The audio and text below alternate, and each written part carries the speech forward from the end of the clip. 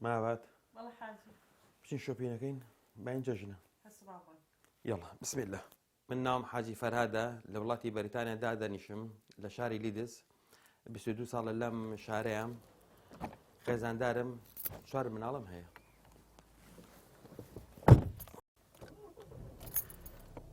بسم الله. ئەمڕۆ کۆتان ڕۆژی ڕەمەزانە ئینشاڵڵا پشتیوان بەخوای گەورە ئێمە ئەچین بۆ شۆپین ئەیکە لە مارکێتە حەڵاڵەکان کە مارکێتی کوردی خۆمانن پشتیوان بەخوای گەورە.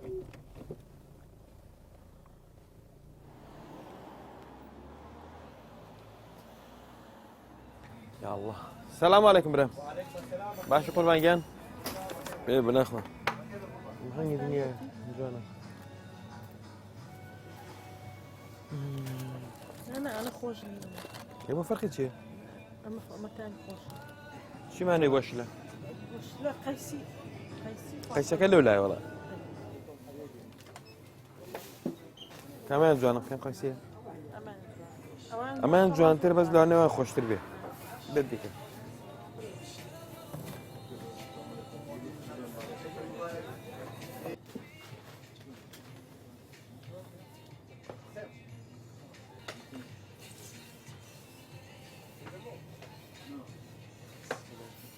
فاصوليا تركيا كلاني شي كمويت زوكله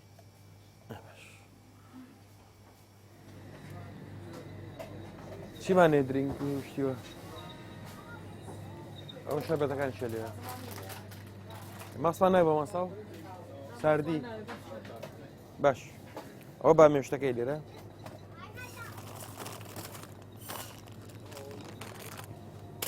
شەربەت چیە لەگریت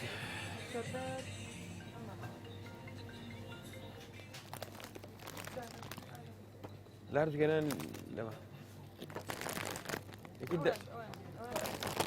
سڵای خوا لێ حەبراکەم باشە تۆ لەگو باشت باش ساکەم چی جوانمانێ براکەم وڵاتی ئەڵێ هەمانە مریشکمانەیە گۆشتمانەیە تۆ چێڵێ جگەری تازە چی تامەدڵە هەیە زان ئاغاژن چێڵێ بۆتان هەڵپڕوزێنم بەتیکەم چوار پارچەوە بەسەر بێ زەحمەت باشە بە قوربان دەست خۆش بێ ساینەوەی شەمە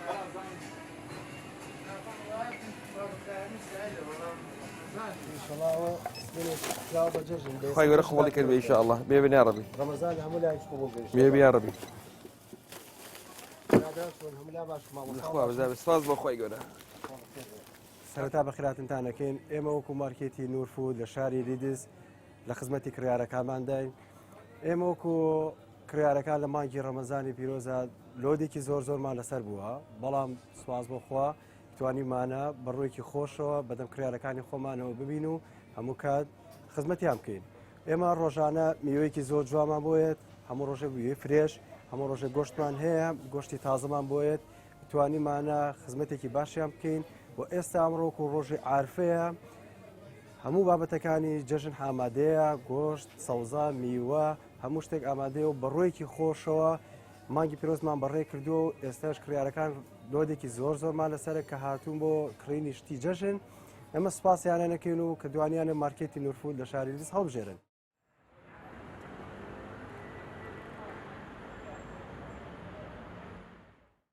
الله أكبر كبيرا والحمد لله كثيرا وسبحان الله بكرة وأصيلا لا إله إلا الله وحده صدق وعده ونصر عبده وأعز جنده وهزم الأحزاب وحده لا إله إلا الله ولا نعبد إلا إياه مخلصين له الدين ولو كره الكافرون. الله أكبر الله أكبر الله أكبر لا إله إلا الله الله أكبر الله أكبر ولله برانی بە ڕێزم خوشکانی سەنگین داواکارم لە خوای پەروەردگاری مەزن ڕۆژی ڕۆژ و قیامی شەوی لە هەموو لای قبول فەرموو بێت. ئەزیزەکان جەژن لە ئیسلامە تاعەت و گوێڕایەڵێکی خوای پەروەردگارە دوای تاعەت و گوێڕایەڵێکی کەی خوای پەروەردگاریەت. جەژنی ڕەمەضان پەیوەندی بە مانگی پیرۆزی ڕەمەضانە هۆیە کە قورئانیان نازڵ بووە بۆ مرۆڤایەتی و هەدی و ڕێنوێنی قورئان جێبەجێیەکەی کە لەم مانگا بە ڕۆژوە بی کۆتاکەیشی بە شکرانەی خوای پەروەردگار و گەورە ڕاگررتنی خوای پەروەردگار و تەکبیراتی خوایەت کە خوای پەروەردگارە فەرمێ وەلیتوکملوا العیدە ولتكبروا الله على ما هداكم ولعلكم تشكرون. جەژنی قوربانیش پەیوەندی بە فەریضەی حەجەوەیەت کە کۆتایەکەی بە ذکر و یادی خوای پەروەردگارە کە خوای پەروەردگارە فەرمێت واذكروا الله في أيام معدودات. میوانانی ماڵی خوا ئەم ڕۆژە خوای پەروەردگار ڕێزی لێ ناوە بە گەورە ڕای کردووە کردوەتی بە جەژن بۆ ئەو کەسانەی کە گوێڕایەڵی خوای پەروەردگاریان کردووە.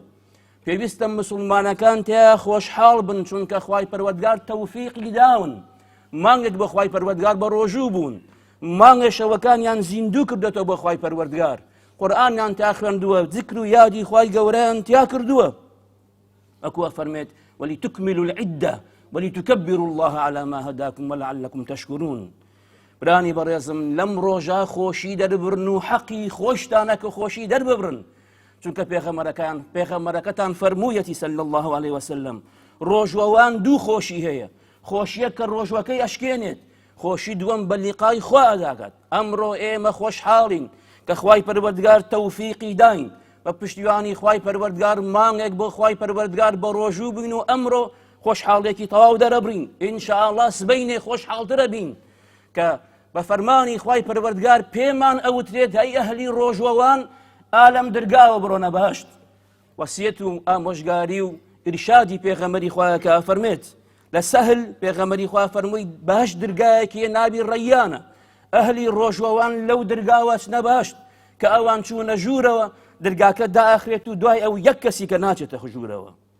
برانی بەڕێزم خوشکانی سەنگین ئەمڕۆ خۆشحاڵی دەرببرن، حەقی خۆتانە بە فەضڵ و ڕەحمەت و سۆز و میهرەبانی خوای پەروەردگار خۆشحاڵی دەرببرن چونکە پەروەردگاری مەزنە فەرمێت قل بفضل الله وبرحمته فبذلك فليفرحوا هو خير مما يجمعون.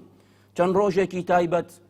چەند شەوێکی زۆر مبارەک لە ڕۆژەکەیە یا بە ڕۆژوو بوون، لە شەوەکەیە شەوتان زیندوو کردوێتەوە، لە ڕۆژەکەیە قورئانتان خوێندووە، ذکر و یادی خوای پەروەردگارتان کردووە، بەخشیوتانە بە خوای پەروەردگار، خواردنی هەژارتان داوە، لە بەرزترین ئاستی خوڕەوشتا هەڵسوکەوت و پەیوەندیتان لەگەڵ یەکتر هەبووە بە ئومێدی خوا، بەڵکو لەو خەڵکانە حسێبمان کات لە بەهەشتا لە زمرەی سدیقین و پیاوچاکان لە خزمەتی پێغەمبەران بین. پێمان بوترێت كلوا واشربوا هنيئا بما أسلفتم في الأيام الخالية. برانی بەڕێزم خوشکانی سەنگین کە خۆشحاڵی بۆ ماڵ و مناڵ دەرئەبری چاوەڕێی ئەجر بە لە خوای پەروەردگار.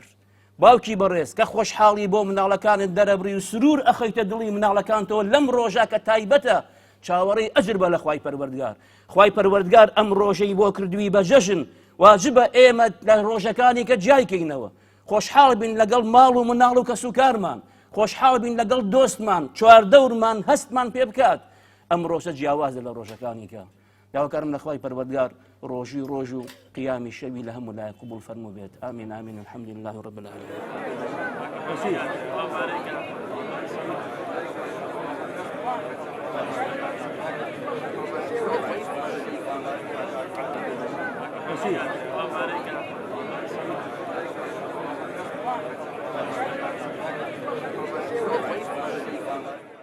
بە ناوی مسلمانانی لیدزەوە مزگەوتی لێنگنگرین جژنە پیرۆزە لە خۆمان و لە هەموو برای مسلمان و خوشی مسلمانەکەین داواکارین لە خوای پەروەردگار ئەم جژنە بکاتە خێر و خۆشی و تاعات و عیبادەتی هەموو لای قبول بکات و داواکارین لە هەموو برایان و خوشکانی مسلمان هەر کەسێک هەر شتێکی هەیە بەرامبەر هەر برا مسلمانێکی خۆی هەر خوشێکی مسلمانی خۆیت لەم جژنەدا دڵ و دەرونی خۆی ئاسوودە بکات و لێخۆشبوونی خۆی ئاشکرا بکات بۆی و داوای لێخۆشبوون بکات. چونکە خوای گەورە ئەم جژنەی ناردووە بۆ ئێمە مسلمان لە دوای ئەوەی کە تاعات و عیبادەتەکەین بۆ ئەوەیەکەوە دوای جژنەکە ئێمە خۆشی دەرببڕین و دڵی خۆمان خۆشکەین، دڵی برایان و خوشکانی مسلمانی خۆمان خۆشکەین و ئەگەر کەسێک بزانین خوا نەخواستە کەم تەرخەمیەک یان هەڵەیەکمان بەرامبەری کردووە لەم جژنەدا دڵی خۆمانی لەگەڵا ئاسوودە بکەین و گردنی خۆمانی پێ ئازا بکەین.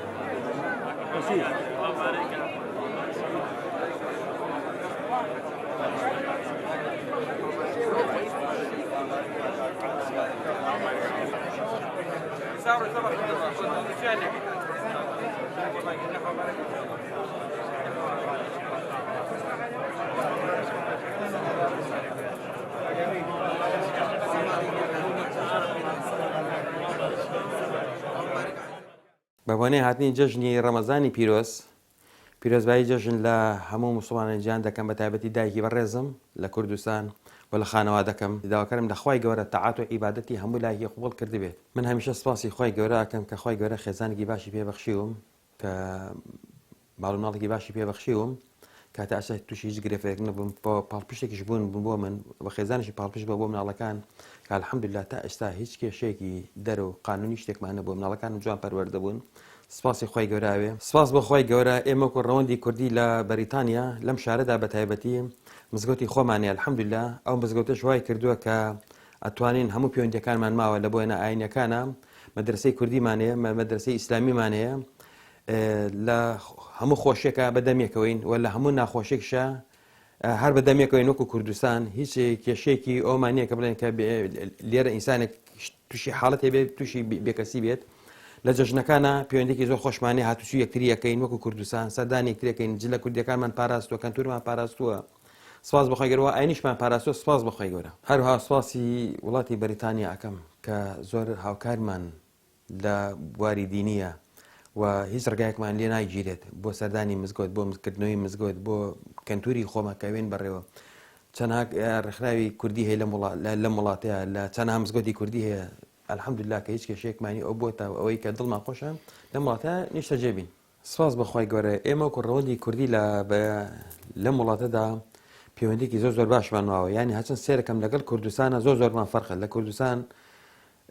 ئەو شتە زۆر ئەکاڵ بۆتەوانێ هیچ پەیوەندێکی دراوسێتی و خزمەتی زۆر کەم بۆتوانانی ئێمە لێرە الحەمدوللا پەرەیەکمان پیاوە زۆر باش یعنی کەرتی وایە 4 ساعت ئەڕۆین بە سارە ئەچین سەردانی ئازیزێکمانەکەین خۆشەویستێکمانەکەین نەخۆشێکەکەین یانە چین بۆ پرسەیەک بەس لە کوردستانە بەداخەوە کە ئەمە نەماوە ئیسا الحەمدوللا ئێمە لێرە زۆر پەرەمان پیاوە سپاس بەخۆی گەورە ئەم سەردانەمانەیە بۆ درای دراوسەکەمان بۆ لای بۆ گەردن ئازایەکە دڵیەکی عاجز بوێت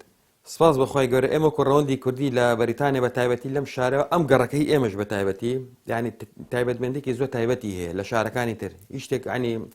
ئەم لە ئەم دیو بۆ کووردە ئەو لام کووردە پشتۆم کووردە هەر چوادۆرم کووردە بە تایبەتی موسڵمانشی زۆرتیایە بەڵام کوردەکانی زۆری لێ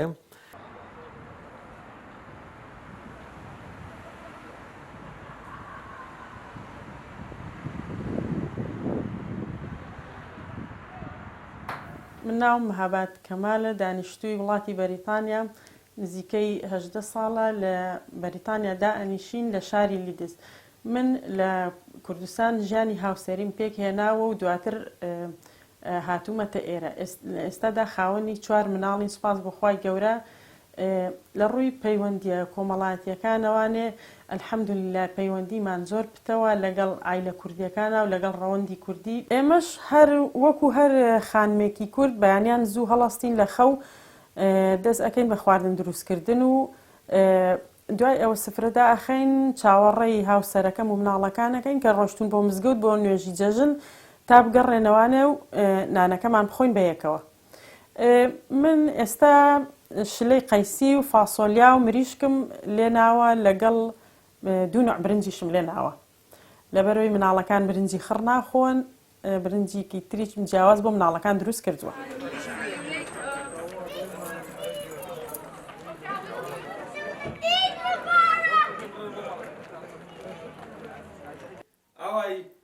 فەرموو عەلەیکوم ئەسسەلام جەژن مبارەک بێ گەرمە نازانکە باشی چیمانەیە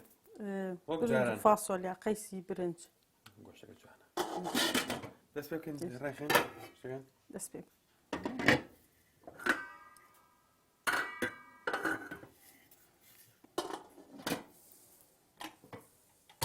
کوڕەکان کاکە وەرە بە ئەو خواردنە دانێ بەساغم ماشەڵڵا لەم بۆ نەخۆشە ئینشەڵڵا بە دڵی ئێوە بێت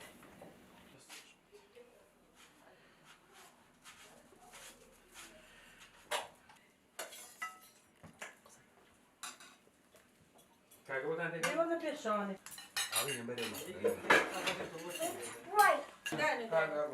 بۆ ئەحمەد ناراوی خەڵمەتێکە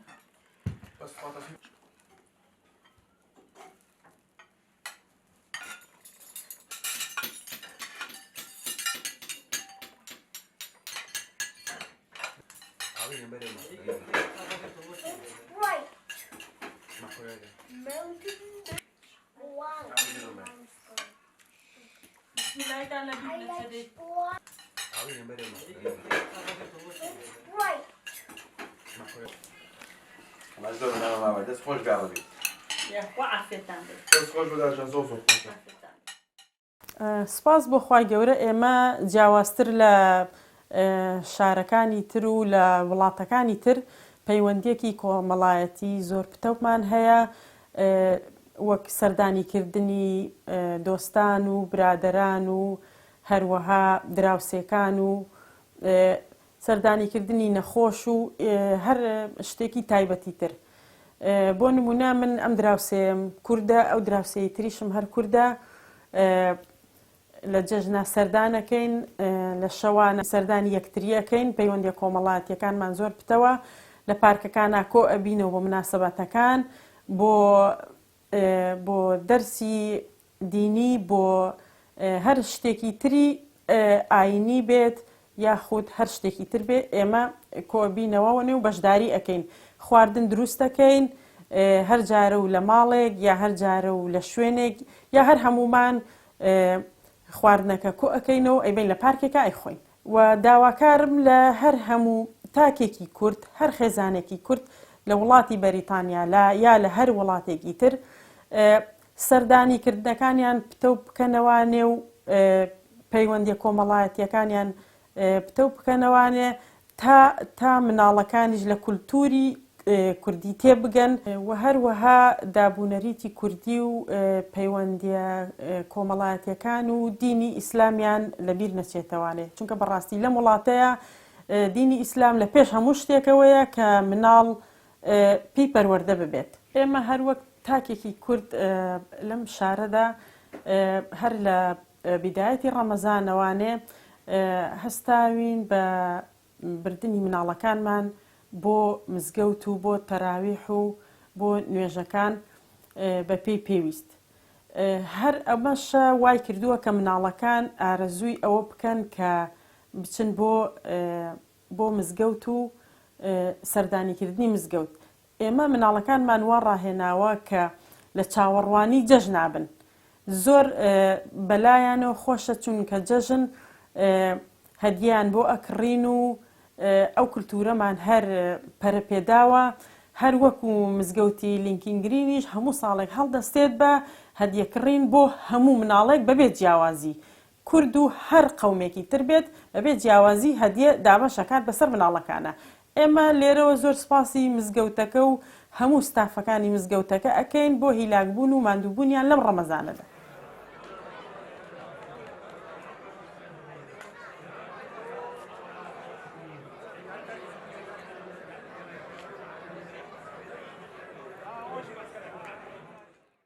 من ناوم کوردی فەرهادە تەمەنم 24 ساڵە لە 6 ساڵیەوە لێرەم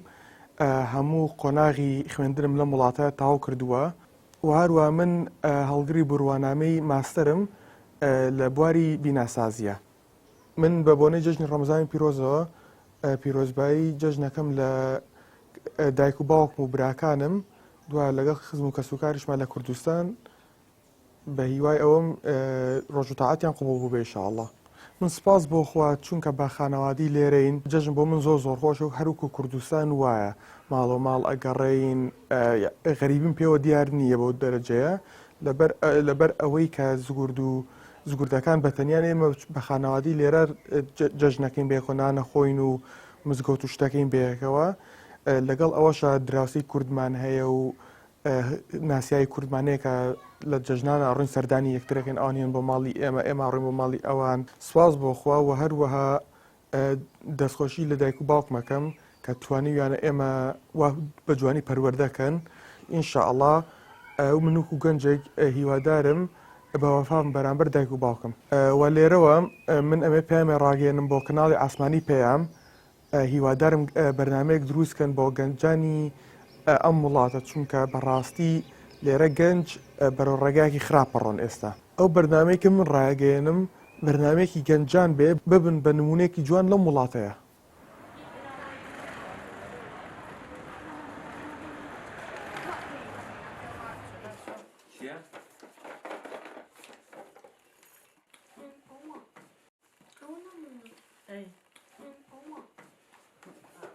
يا الله يا اخوان مبارك بك. مبارك بك.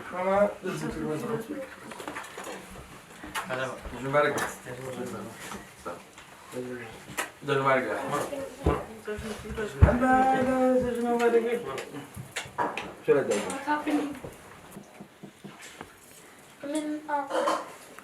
من يلا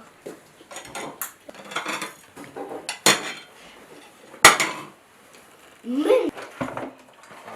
don't turn it on, you need the outside.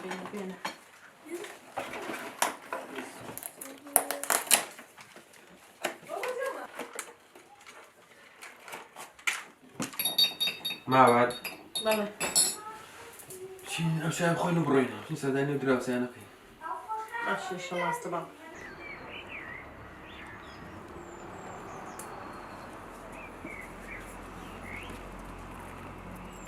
ساكي مالي كاكا مالي دراسي مان وجهك مباركة بسم الله يا الله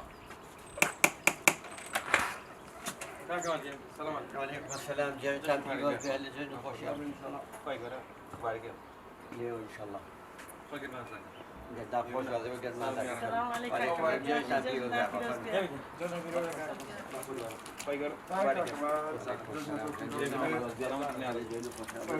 السلام مديافة جاي بيروز بي سلام عليكم. السلام مبارك مخبرك يا اخو مبارك ان شاء الله كاملين مبارك ان شاء الله مبارك تحية جنسات جازيش نبلاك تأكيروكي هلا جوزنا خوش يابا قلنا انا ساكن فار عزيز ما انا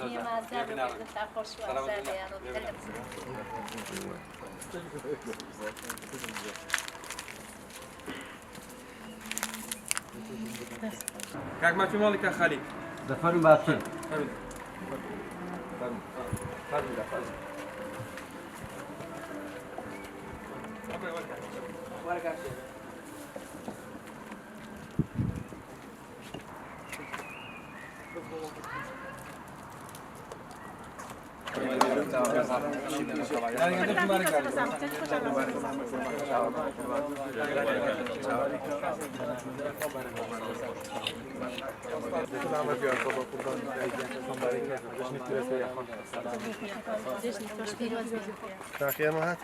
والله قربي مالك يا خالد فين دادك يعني اشوف ساكن جاش دوارك بارك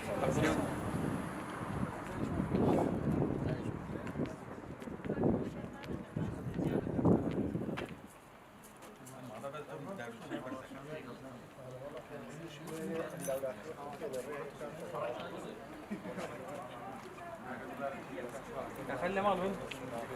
فين خرج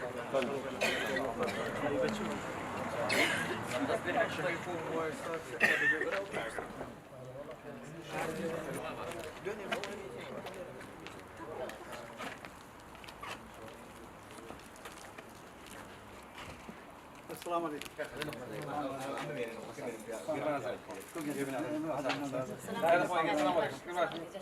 يا اخوان بارك الله كرمان وزاك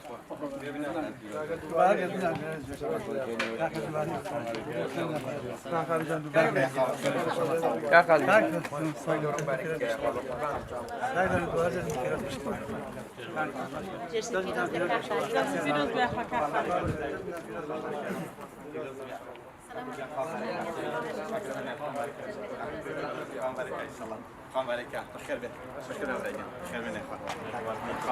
ليش نفيروز السلام عليكم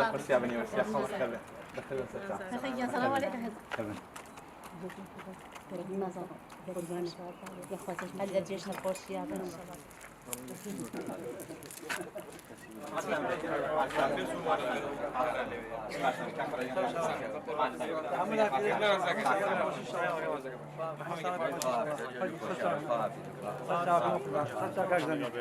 كاكي جنجي توي فيروز بيتو هم صار بخوش الله يشفيك جوانا خاص زي بخير بهذا يا مرافي كاك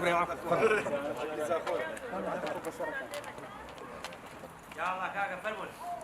وين في شو يعني وين فرمون يلا جلالة كلامك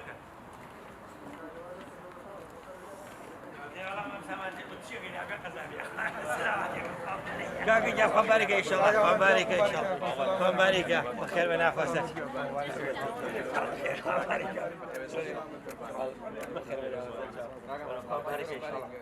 بخير بس بخير بلاش جا فرمون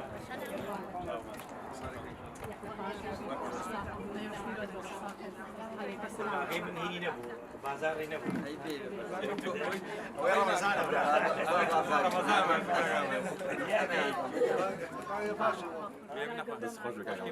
خوش جاتا خوش يا خوش داني كاميرا انا خويتو بس خوش انا والله ما بخراوي فرمون فرما يجي شاكر